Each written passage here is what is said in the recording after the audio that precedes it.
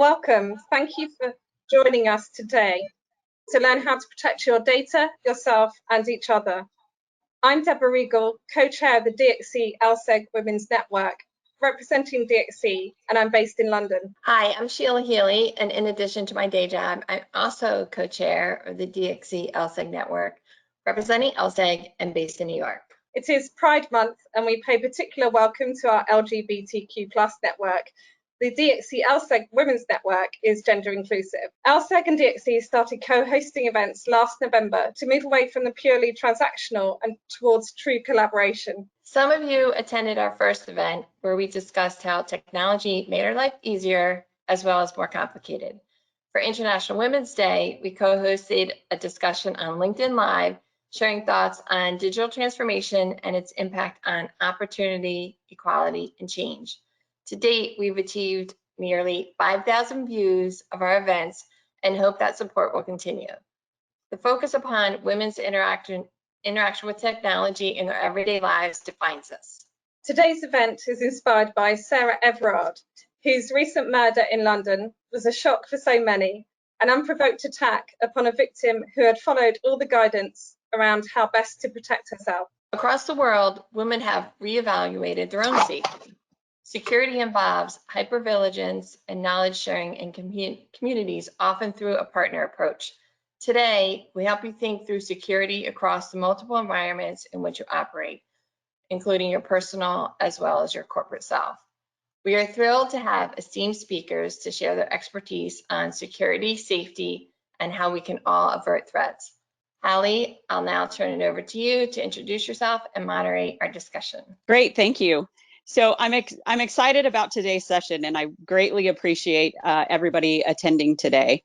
I'm certainly honored to moderate this panel for everyone. We've got a great group of experts.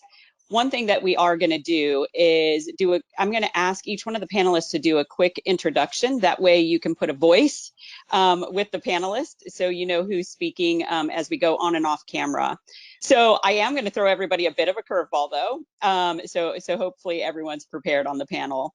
As you go through and do the introduction, one thing I would love is if each of you, just given where we are, could tell us, once travel restrictions are lifted, if you could go anywhere, where would you go? So John, I'm going to start with you. Holly, thank you very much. Good afternoon, everyone. Certainly going first is an absolute curveball. My name is John Campbell. I work for DXC Technology, and I am responsible for keeping our clients in our EMEA region safe against cyber threats. I've got about 600 folk that help me do that inside the region, and any number of colleagues in our global innovation and delivery centers. It's a 24/7 operation. It provides moments of great excitement and great interest, shall we say, as events unfold around us. The travel question is absolutely fascinating. About 2 or 3 years ago, if we can remember back that far, when the world was different from how it is now, my wife and I did some interrailing, flew to Italy, went up into Switzerland, went and saw some friends in Germany, and went further into Germany and the Czech Republic. And we decided at that point that at a slightly later time, which might have been about sometime this year, we would love to go from the southern tip of Italy by train up to the northern tip of Norway over about a 3-week period, coming back down the west coast of Norway, spending a couple of nights in Oslo, which is a beautiful city, been there previously, before flying back to the UK. So 3 weeks interrailing in Europe would be great. Thank you. I think maybe I'll write down everybody's comments and look into those options. That sounds great. So Neta, I'm going to throw it over to you next for the introduction and see where we're traveling next. Yes, of course. So hey everyone, really happy and excited to be here. My name is Neta Schreiber Gamliel. I'm the CEO and co-founder of SafeUP. And actually we create SafeUP to try to solve one of the biggest problems of the society, the problem of people that feeling unsafe in the street. We do that with an app that every woman can download and join.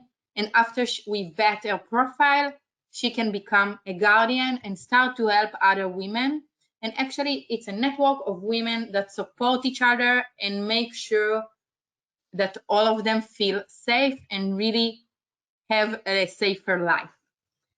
about where I want to travel. So I have a really good friend that she's really stuck in Australia for the last 2 years. And there is one place in Australia, it's called Fraser Island. I think it's the beautiful place on the world. And if I can fly to somewhere right now, this is my destination for sure. Fantastic. Thank you. All right, Rafael, next. Sure. Hi, everybody. I'm Rafael, Senior Cybersecurity Analyst with LSEG. My role specifically is in the realm of incident response, meaning when people try to hack a company or a network, the incident response, usually our team, is the one that kind of keeps them out, blocks them from getting in. I also like to do security. When the travel restrictions are lifted more, I would like to go to Antarctica. I know it's really random, but Oh, that's it's untouched nature, wilderness thing kind of appeals to me. Yeah. nice. Kimberly, where are we going next? Hey everyone, my name's Kimberly Stone. I work at Record Future as a threat intelligence consultant. So I help our clients with getting the best out of our products. So we provide a software as a service for all threat intelligence needs. So I help a lot of financial and healthcare companies, which was definitely interesting over the last year. But for my next travel, I actually booked my first airplane flight yesterday. So my grandfather's turning 93 next month, so I'm going to go up to Boston and visit him. So I'm really excited to see him after about a year and a half now. So. Oh, that's fantastic. All right, we've got one plane ticket booked already on our way, and exciting. It's been certainly hard, especially with relatives, not being able to see them for such a long period of time. And happy birthday to your grandfather. Thank you. So we've got, look, I mean, I think by the title of the webinar, right, there certainly is, it's a pretty packed topic that we could spend much more than this hour on. So we're going to try to hit some of the key topics that at least, you know, we certainly hear from industry and that, you know, we've been asked in our daily lives. So we think that it'll really resonate and add some value to you as the audience. So we're going to jump in here pretty quickly, and I'm going to kick it off to Kimberly first, and I'm going to throw a bit of a multi-part question to you, Kimberly. So one of the things that we want to start with is information, right? So what information are hackers targeting, right? We hear that in the news, you know, what are they targeting? And a lot of times it's, you know, targeting past accounts. So how do we monitor those past accounts? Yeah, so this is a great question, and I actually experienced identity theft last summer, so I'm a little seasoned on this topic, unfortunately. But yeah, so it's hard to be, I don't know if anyone on the webinar watches Parks and Recreation, but it's hard to be Ron Swanson and be completely off the grid. So being cognizant when you set up accounts is really important, but this industry and technology has moved so fast over the last 10 to 20 years. So being cognizant when you set up accounts with unique passwords is really important. And that's something I did not do when I was even 5 years ago. So I've been in the industry for 5 years. In high school, college, I wasn't really familiar with cybersecurity and what it means to really protect yourself online. So unfortunately, last summer, somebody on the dark web sold my password to an online shopping website. And of course, because I had an email account set up for me by my parents in high school, I actually had not set up any security measures to protect myself with that account. So I actually had the same password used to log into that email address. So when the threat actor sold my credentials for an online clothing store, when they sold that information for only $2, apparently that's what it was worth, they actually tried out logging into my email address and successfully got in. And then unfortunately, they were able to comb through all of my emails, pinpoint exactly what other accounts and financial institutions I actually am a part of. And then they were successful with whichever accounts I shared passwords with. So they were very smart, very, very specific, and they actually set up security filters in my email account. So whenever a financial a security notification came in through my bank, it would automatically go to the trash. So I was able to figure out that something was going on with all my 2FA set up on my phone. So I was able to figure out someone was cracking into all my accounts. So it was a real time trying to fight back as the threat actor was trying to pinpoint and get into every account that I own. So definitely making sure that you kind of go back and revisit what your online presence is. It's very tedious. I know it's very daunting to think about, but doing it where you can could save you in the long run.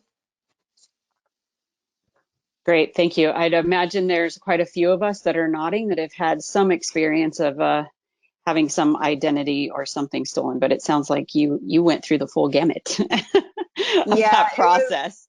It felt like a real-time war effort. Like it was a online battle, like a game I was playing. So I'd get one 2FA text message. I'd realize, okay, now they're trying to get into my Instagram account. Now they're trying to get into my Facebook. So it was one text after the next. So I didn't know if I had spyware on my computer. So I was trying to fight back on my mobile phone. So it was quite the trip. So if anyone needs advice, if it's happening to you, feel free to message me on LinkedIn. I have some tips there. Great, thanks, Kimberly. Yeah. So Rafael, you certainly have had some unique experience in this area as well. Can you tell us a little bit about what you've gone through? Yeah, my experience is mostly on helping people kind of get out of those kind of situations once, their accounts are compromised. I would recommend everybody kind of, keep track of where your emails are signed into also, because Google is when they do a really good job of telling you the device that your things are signed on, and where sometimes, well, not the exact location, but a rough location, I'd say. And checking to see if your emails have been included in any breaches. There's a website I'm going to put in the chat where if you put your email, you can see where your email might have been included in the leak. And I mean, I'm in security, and even I'm targeted with that. My email going as far back as MySpace has been in the leak, right? Which is why they tell you don't use any password over again, right? And when they do get in those accounts, what they want is emails, phone numbers, right? Personal information, because that's kind of how they get, more access. Kind of like what happened with Kimberly, right? They kind of knew what they were looking for when they were in their email, and that's what they were going for. But yeah, definitely check if you've been in any leaks. I'll put the website link in the chat. But just because we're security people doesn't mean we don't get targeted too, right? In fact, they probably go for us more because we have more access to networks, Yeah. Yeah, I can imagine. You make for a nice target, probably just for a challenge as well. So yeah, it's kind of like doctors. Sorry, I was just going to say it's kind of like doctors where they're worst patients out there. So with cybersecurity folks, you definitely want to make sure you're not like that. Yeah, absolutely. So one of the things that also lends itself to some of these issues is deep fakes a little bit, and we hear about that on the news, but I think probably the first time maybe many of us heard it, or maybe it's me, we've actually had to take a pause and say, what exactly is that, right? So what exactly is it, and then how do you counter it? So Rafael, can you talk to us a little bit about deep fakes? Yeah, so deepfakes, for those of you who don't know exactly what it is, imagine someone using an image of you to make a video of you saying something that you haven't said, right? You might have seen it on the news recently. During the election cycle, there were a lot of political deepfakes, right? Politicians saying things, but in reality, it wasn't them. It was like someone using their image to create a false statement. And these are really dangerous, right? Because if you think about it again on the same topic of politicians, it's as easy to start a war as saying something really crazy, right, in public. And while they're detectable now, right, they're getting like a lot better to the point where you can't really tell, but just by looking at it, that it's a fake video, right? Some of them are weird. They're distorted when the person's talking, when they move their head, right? You can download deepfake apps on your iPhone and make one yourself if you want to try it. But luckily, companies like Microsoft, things like that, they're making deepfake detection apps, right? There's actually a website I was using the other day. They make artificial intelligence generated pictures, and they ask you to know whether or not do you think this person ever existed. I did really bad at that, right? Because there was really no way to tell if it's a real person or not. They look human. There's 50% chance that person is real, right? And then you have kind of the next generation of deepfakes happening, where people are making map deepfakes, which is, I personally don't see the point of that, but you know, they're generating AI maps that don't look like the real maps, and it's really easy to throw people off with things like that. You know, you never really had to question the validity of a map in your life before, so you know, why would you start now? Yeah, but it's something I would keep an eye out for, right? It's kind of niche right now, but it could be a big problem in the future. So how do you counter it, or is it just something you've got to be cognizant of as you're going through and looking at a map trying to get to point A to point B? Interesting. Now you've got to look at that a little bit more in depth. Yeah. So specifically with the maps, I don't know. So back, you know, when, you know, in the heydays when they first started making maps, you know, to make sure that nobody stole your map, you would input like fake streets, fake cities, towns, things like that on the map, so that somebody had a map somewhere else with that town on it, you know, they stole it from you, right? So map deepfakes work like that, in the sense that there are fake towns, fake streets, fake buildings. I think I saw one example that someone made San Francisco using Google Maps look like Beijing, right? And most people don't know what that looks like from an aerial view, right? So it's really hard to detect. But it's something we really do need to work on, because that could cause a lot of issues. Right? Yeah, I can imagine.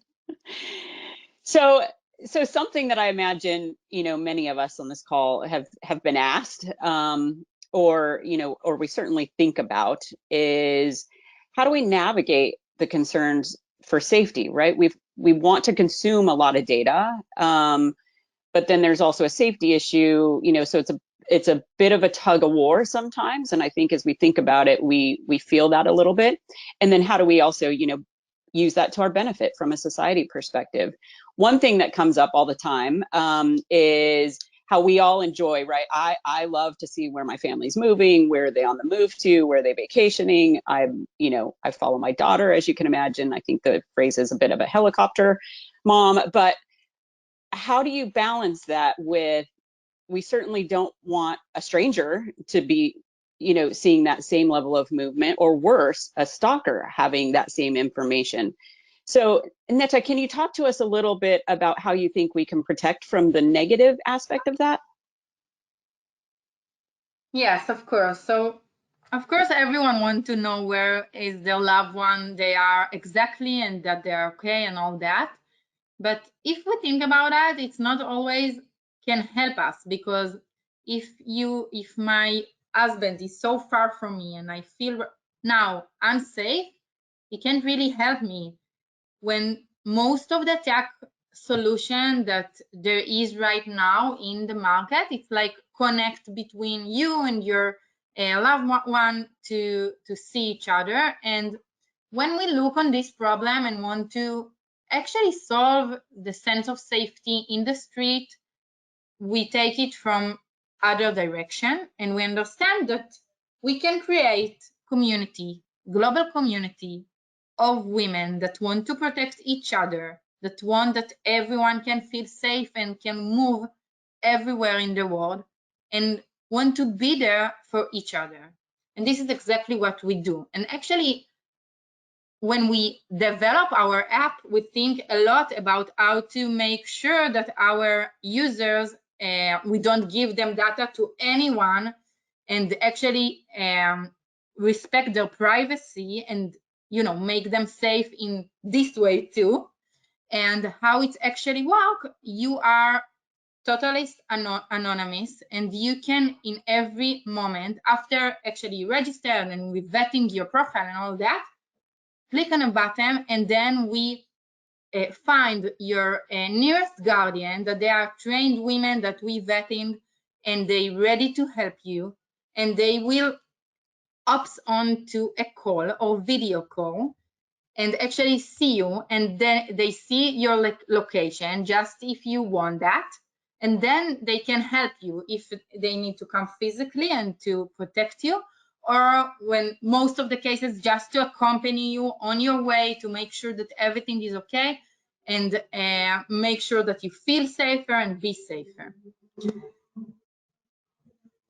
So I think a lot of times, right, I know, probably a lot of individuals aren't aware that those type of communities exist. So I think that that's fantastic, right? If we think about how often we're, looking at others where they are, wanting to know, are they closer? And like you said, a feeling of safety, but then also having these communities is phenomenal, right? Because it expands that network and also keeps some of the data a little bit more private. So as a follow-up to that, and a term maybe that not everybody's aware of, is smart cities, right? Which, that's kind of the communities, et cetera, to make you feel a little bit safer. As a follow-up, can you talk to us a little bit about how you see smart cities growing, and then certainly how it is in practice making women feel a bit safer?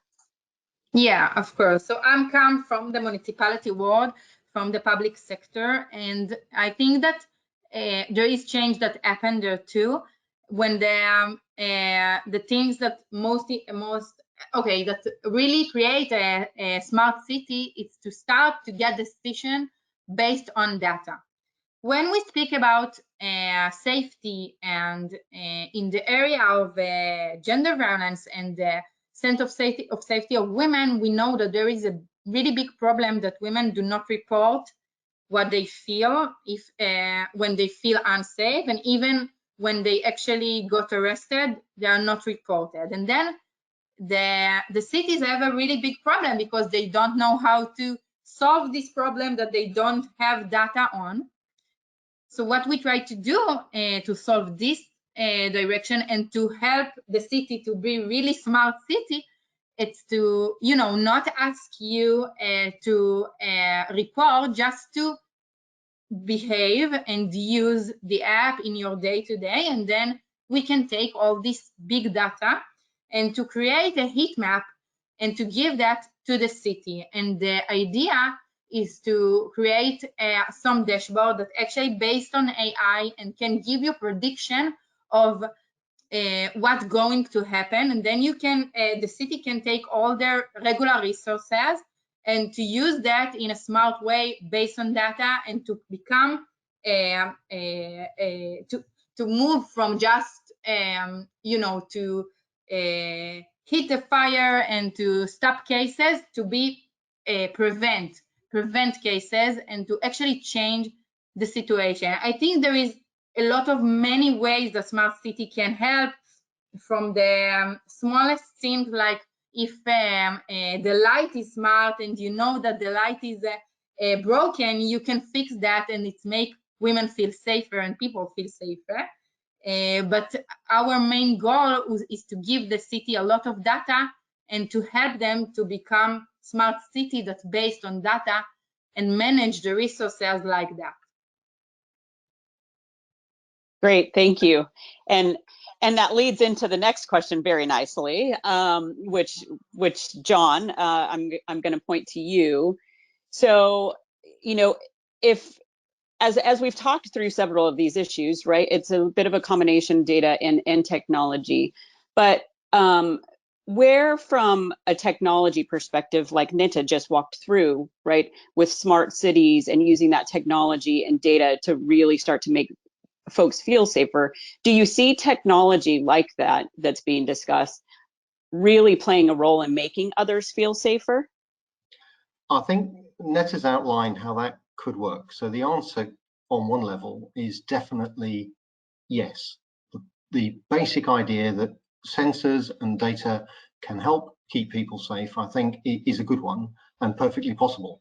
I think the really interesting thing is a smart city is an incredibly complex system, and what people need to be able to do at the point they were living in a smart city is they are going to be asked to repose a significant amount of trust in the city and the organizations that have built the thing.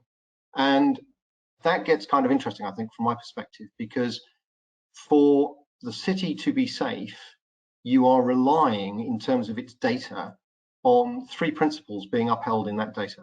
It's confidentiality, its availability, and its integrity. And so if I'm living in a smart city, I want to know that the only people that can see the data that's keeping me safe, if you like, are those folk that should see it, and they should only see it for the purposes of running the smart city, no other weird purposes or sidelines. That at the point that I want the data consumed for my benefit in terms of safety, that effectively the system is available. And then lastly, the thing is accurate and up to date.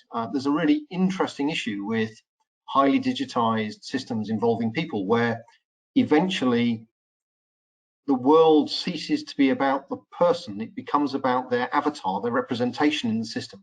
And if that avatar is distorted in some way, then the system's view, in this case, the city's view of what that person is up to, becomes distorted. So those three principles of confidentiality, availability, and integrity become very, very important in the design and management of the system. And I say that because effectively what this becomes about, when you talk about feeling in the question, what it becomes about is about trust. Because no matter how safe the system actually is, if trust is undermined, people will be led to feel less safe than they might be.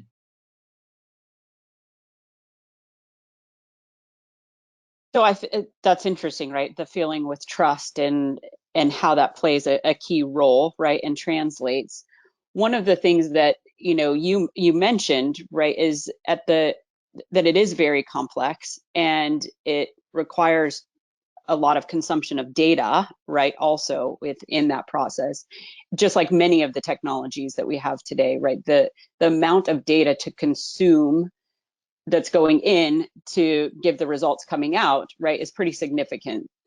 There's been many stats around how much data is being consumed by different technologies, but there's always a question of when our individual data is being used, what does that mean, how much, and how is it being used? But one of the items that we discussed a little bit about, around on the planning call is data being used for oppression. So can you talk to us a little bit about that? I think that is also an interesting question, in the sense that the data of itself is value free. So if you take Neta's consumption of the data that her app gathers to keep women safe, that data is clearly not being used to oppress. That data is being used for enhancement of quality of life through safety. You could imagine, in the worst case, however, let's imagine a position tracking system of some kind were to be hacked, effectively breaching one of the principles of confidentiality, availability, or integrity, and that data were stolen, as we heard earlier in the call from Kimberly, right? Then, in essence, at that point, that data, that online presence, if you like, becomes manipulable to create a coercive environment around the individual whose data is being consumed.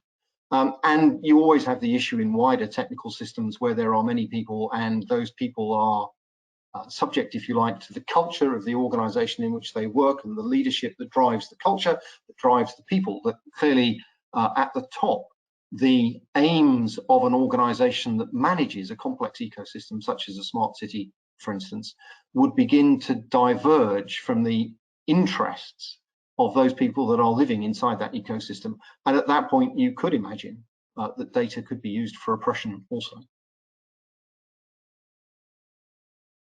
So as we, just somebody that doesn't live in that world, right, that doesn't spot things like that, do you have any guidance on just, how to be cognizant that that's happening and really understand, right? Is the data being used, like Neta said, right? That very much is being used as an enhancement of life, where, you might want to ask a few more questions when you're not so sure of that. Any guidance or thoughts there? My thought would be, it depends. I mean, in the nicest possible sense, if you moved into a smart city, you would be unlikely perhaps to ask about their policy for maintaining security on the many sensor devices they've got there. But you could argue that on one level, as a smart and savvy consumer of a highly technical environment, you would want to ask such questions of the people providing the service, and you might want to seek, if you like, almost online reviews of the place you're going to, so you don't end up in something dysfunctional like a Westworld or something like that. And I guess people tend to be quite sensitive to how their world is unfolding around them. So, you know, Neta made very good points about how if women are out and about and they're feeling unsafe, they would use her app to reach out for a guardian. That will be triggered, if you like, I can imagine, either by some sense of position, I don't feel safe here, or some sense of feeling, I don't feel safe here. And I therefore want that accompanying support and guardianship. And it's perfectly fair to look at your own life as if you were living in a more complex ecosystem and suddenly wonder whether today doesn't feel like yesterday and there are some inexplicable things. And at that point, one could start digging into what is going on. Is any system with humans in it ever 100% foolproof? No, that can't be the case. So it becomes incumbent on the individual to have some awareness of their surrounding and what constitutes normal, and then to be alive to the possible causes of a change in a situation moving away from normal to something that feels that it would create unease. I do think it's going to be interesting as people move into smart cities eventually. You can imagine that there will have to be some kind of code of conduct or something that people can see and can test against so that people can have trust. Yeah, that makes perfect sense. I agree. I think you'll have to have some type of code of conduct just to make sure that you're, betting against that. So this, aligns a little bit on data use that we've been talking about, and a level of safety, but also what's happening when we jump into a few things. And look, I'll be fully transparent. This question is a little near and dear to my heart, just for me personally. But one of the things that comes up is there's two types of people: those that love the speakerphone, turn on that microphone and just start chatting away, open conversation, and others who are 100% no on that type of use, right? Don't hit the microphone, don't use the speakerphone. My house is divided, as they say. So Rafael, I'd like to ask you, when that microphone is turned on, who is listening and how much data is actually going out there? Yeah, sure. So it's interesting because you kind of mentioned the whole speakerphone thing. There's a joke, people say, I'm talking to my friend about like buying a guitar or going on a trip somewhere, and then 10 minutes later, get inundated with ads for buying a guitar or going on a trip to that certain place, and you wonder, like, is the phone listening to me, right? It's kind of scary, but that's been proven to be a lie, so don't worry, social media companies are not listening to you through your speakerphone. But John touched on it actually also. It's more about not just the data that you give, but the data that's around you.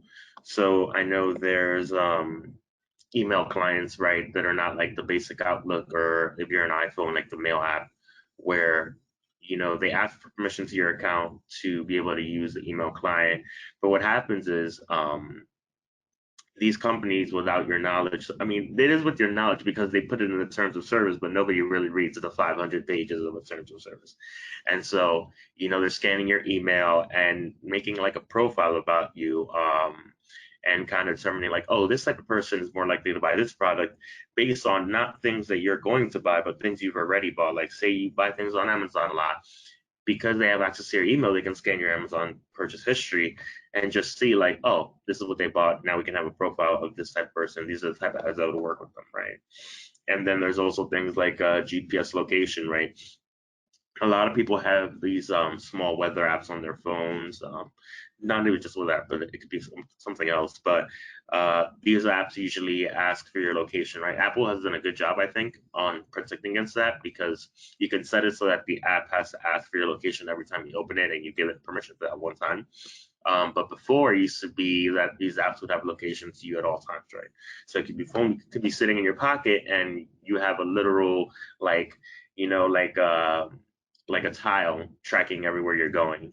And so what happened was, I think the New York Times did a research piece on this based on one web app. I can't remember the name, but they were able to track Secret Service agents using anonymized GPS location, right? And this is more like the data around you. They weren't willingly giving this to somebody, you know, to use, but, you know, that data was sold by app owners to a data broker, and the data broker makes that data purchasable to the people who are authorized, right? And so on kind of like a last bit, the last bit of data, you know, everybody worries about cookies and things like that. These days, it's not even about cookies anymore, right? There's something, it's a more advanced tactic called browser fingerprinting. To put it simply, it's just based on how your browser displays a web page. And they've found, like, out of, I think the Electronic Frontier Foundation did a thing, out of 1.7 million possible combinations, the researchers' combination was very unique in the data set. Maybe it was like a 1 or 2 person overlap. So they were able to track him, you know, without him giving information, they knew who he was, right? So it's not even just about the microphone anymore. Just, I'd say, be more aware of the things you're giving access to, like your GPS data, you know, things you're giving access to scan your email, kind of talked about. Yeah, there's a lot to carry these days that you got to be careful, aware of. But I mean, as long as you're, you know, cognizant of what you're doing on the internet, I think people will be fine, right?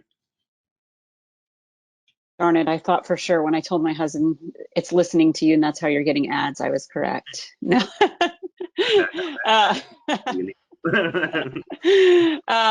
So look, on that same note, I just like a couple comments. You know, John, you know, Rafael touched on it. There's a lot of information that's out there, right? And it's being used in different ways. And I would say, you know, that data is being used so much, and all of us have a smartphone.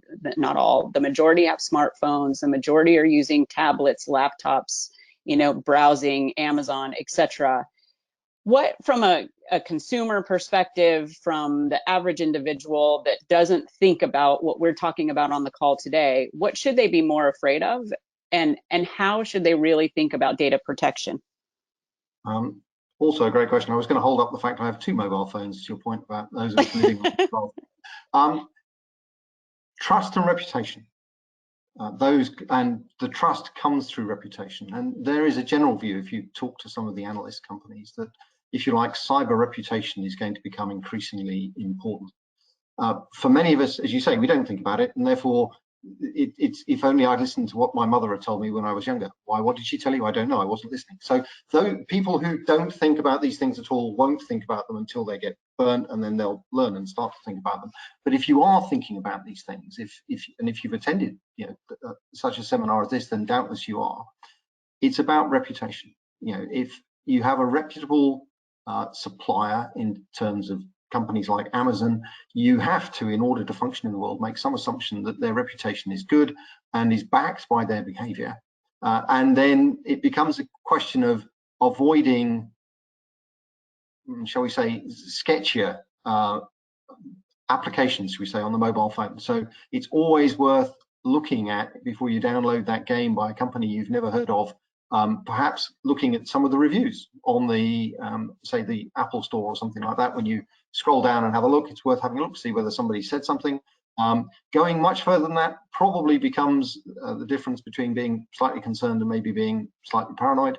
I have to say, as a user of the web, I tend to restrict myself to certain sites, you know, that are familiar to me. And I'm relying at that point on folk not having something go wrong in their own worlds. And we know, because if we read the press, that, you know, major airlines, major hotel groups, people in whom you would repose trust, do get hacked, and data is stolen from them. And at that point, the only thing you can do is respond to it. Follow the kind of website that Rafael put up, and tidy up after yourself. That's the best you can do. Reputation is the real thing to follow. Yep, Absolutely, and I think that's where we see some of the biggest impact is reputation. Like you said, when you see those news articles, etc., there's a lot of reputation there for sure, but then also individual reputation. So as we are, we're, like I said, it was a big topic, so time goes by fast. I do want to, just mention the question. Feel free to pop questions into the chat. We'd love to answer those for you. Anything we can't get to, we can certainly follow up afterwards as well. But please feel free to pop in some questions. So Kimberly, one of the things that's come up, and John just alluded to it, right? There's a reputational risk here, not just for the individuals, but also for organizations. We know, right? I sit in the regulatory compliance world. Not everybody roll your eyes. It's okay. There's a reason for it. But we see it more now, even from a regulatory perspective, right? Do you have a line item for data security? What does your data security look like, et cetera? So we know that it's a bigger budget line item now, probably than it has been, call it 10 years ago. But I anticipate there's an even greater cost of not spending those dollars, right? So an argument to be made there. Can you talk to us a little bit about, just genuinely, what is the cost of not spending dollars on data security? Yeah, so John touched a little bit on it, and I've seen it firsthand with my personal life, but also with my last year working at Recorded Future with my clients. So I always like to say it's easier to be proactive versus reactive, and I've seen that with a couple clients where, again, kind of similar to the apps that you're looking at or about to download, always doing your due diligence before you click on something or download something or work with a vendor. So in terms of professional, we've had situations where a client says, you know what, we don't need to purchase this right now. Maybe in Q4 or next year, we'll reevaluate and see if we actually need to monitor our third-party vendors. But then what happens is that third-party vendor has a data breach or there's a ransomware incident, and that client's information get leaked as part of that. So then we have to backtrack, we have to do all the paperwork and the PO and make sure that the client is set up for success going forward. So it's very reactive. So we want to always prevent that. So taking the time, really, it's not always financial. Sometimes it's just time and putting the energy into doing that to make sure you don't have to take reactive measures later. So again, with my personal situation, if I had gone back and realized, hey, I'm using the same password in my email account for a lot of other accounts that I own, it would have been saving me a lot of time in the long run, where I had to take a couple of days off of work to go through every single password I could possibly remember that I have ownership on, and going through and changing all of those. So it could have been a financial situation for me. Luckily, I caught it in time, but the threat actor tried to charge $10,000 to a credit card that they opened up under my name. So it could have been really bad in terms of a financial situation. But again, time and money, balancing those two things. There's not always a perfect answer to all of that, but I always like to say being proactive versus reactive will save you in the long run. Yep, I think that's a statement that we can all walk away with, right? Try to be as proactive as you possibly can. Reactive is costly, like you said, right? Not always an immediate financial impact, but when you start to add up the time and everything else that goes into it, if you put dollars to that, it'd be fairly significant. So like I said, we're coming up close to time. So one of the questions that's come up is really around career opportunity, which is great. So if you have some skills, certainly in the security domain, is there a large career opportunity right now in the market? And I'd like to pass this for John and Kimberly. And it's a bit of a two-part. Just in general, is there large career opportunities today? And then specifically, what are those opportunities for women? Kimberly, if you're happy if I go first? Yeah, absolutely.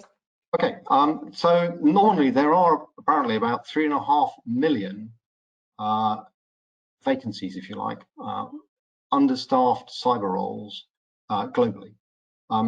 DXC, we are always looking for folk to join in the cyber arena, and you can do MSCs in cyber, you can do bachelors in cyber, you can study for cyber, but it requires, if you like, an enthusiasm. We have an early careers program, and we draw in graduates and folks that start their career into the program. And just to illustrate the point about what I guess Kimberly's going to say, is I was fortunate to meet a young woman on there who rang me following her induction day, and we were talking about cyber and her desire for a career in DXC. And she was really keen to do the whole penetration thing, if you like, metaphorically, sat in a shady car with a laptop outside a factory and a mobile phone and hacking away in and turning the color of the paint from blue to stripy green or something. And we were really fortunate. About one day later, we were able to set her on a course that over about 18 months will have her sat outside that paint factory with that laptop, with that hoodie in the shady car. From my perspective, I'm interested in talent. And talent is talent. It's blind of protective characteristics. DXC supports the Dandelion program. We take in folk who are neurologically challenged, and it's about talent and fit and enthusiasm for cyber. That's what makes it. Kimberly. Yeah, that's such a great point. So I was actually going to say something very similar. I mean, this industry, the threat intelligence industry, hasn't been around very long. So having people who are just willing to learn and learn on the job is huge. So when I went to school, this wasn't available at my university.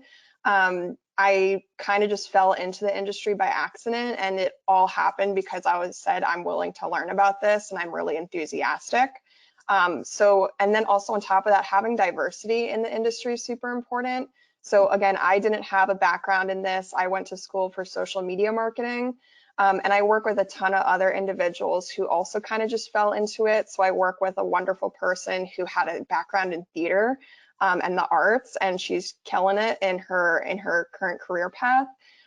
So I think the industry is very welcoming in that regard, and looking for a company that also has a wonderful program with diversity groups is also super important, which is what I love about my company and the organizations we provide. That's fantastic. So I think, you know, just the fact that question came up, I would imagine, John, Kimberly, look out, you might get a few, you might get a few pings on LinkedIn and some questions around that. So Excellent. one thing, yeah. So one thing that I want to make sure we do, right, which is the whole point of a lot of these webinars is really to give some takeaways for the audience. So I'd like to just go around the horn and say, you know, what is one key takeaway that you would give to the audience today based on our topic? So Neta, I'm going to come to you first.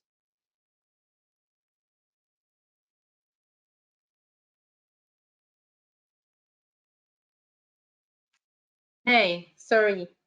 Can you hear me? We can. Okay, so I think that you speak about it in every way, that we need to be proactive to create a change, and we need to take an action to actually make our life safer and our loving one and community safer. And actually in SafeUP, all the idea is anyone can join. Any woman can actually join to the network, download the app and register. I will put in the chat all the links. And actually every man can join our community too, and not to become a member, a guardian in this point in the future. We hope we find a way to do that too, but to take a part, to collaborate. And actually we are now in a situation that we are start our way, like SafeUP in the air just for 6 months, and we already have more than 17,000 users all over the world. And we want to be in every phone of every woman and girl, and all of you actually can become a guardian and to change the day for some girl, some teenage, some woman that just walk in the street and feel unsafe. And it takes 20 minutes to do our training and to actually create change in your community and in other people's life. And I guess this is my call to action and what I want you to take from this panel. Thank you. Great, thank you, Neta. It'll be fun to watch the signups after our panel today to see the increase. So, John, over to you. The one I would encourage people to do is, and a bit like a doctor that smokes, I hadn't been doing this ever until about the last 12 months. I encourage people to use a password manager. If you happen to be an iPhone user or an iDevice user, that feature is built in and it will share your passwords across your various devices. You can download them separately, and going with that, and I'm sure Kimberly would agree based on her life experience, use a different complex password for each account. There's no point in having one complex password if somebody accidentally manages to get it and then you're rumbled entirely. So from my perspective, a password manager, use complex passwords made easy by using the password manager. And if somebody's offering multi-factor authentication, we send you a text message with an authentication code, do that as well, because it means in principle for you to get rumbled, somebody has also got to have your mobile phone as well. Thanks. Perfect. Kimberly. Yeah, so I have two pieces of advice. So one being when you have those security questions that you have to answer, I know a lot of bank accounts will do this. Make sure you don't choose something that can easily be found online. So you could easily look up your mother's maiden name. That's all public information.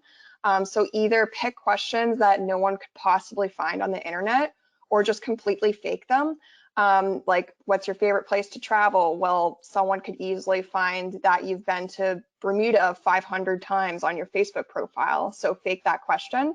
And you can put that in a note on those LastPass or password managers. And then the very last thing I would say, freeze your credit. That's like the ultimate last line of defense. If my credit had been frozen, that threat actor, after getting into my email account and my bank information, they would not have been able to open up a credit card under my name. So that's definitely a way I can sleep better at night. So keep your credit frozen. Once you do it, you'll be better off. Great, thank you. And last but not least, Rafael. Yeah, so my bit of advice is really I'd say visit the link that I put in the chat and run all your emails through there so you know where we call it your security posture is at. Because if you know one of your passwords has been like hacked on one website and you use that password on a lot of other websites, chances are somebody could access them. So just be careful with that and just be a little bit more cognizant of where your data is going if you're giving permission to use it. Great, thank you. So now I'd like to turn it over to Thomas, and he is going to close the panel out for us today. Thank you. Thanks, Holly. We've run out of time, so I'm going to make this really quick. I mean, that was quite an educational experience.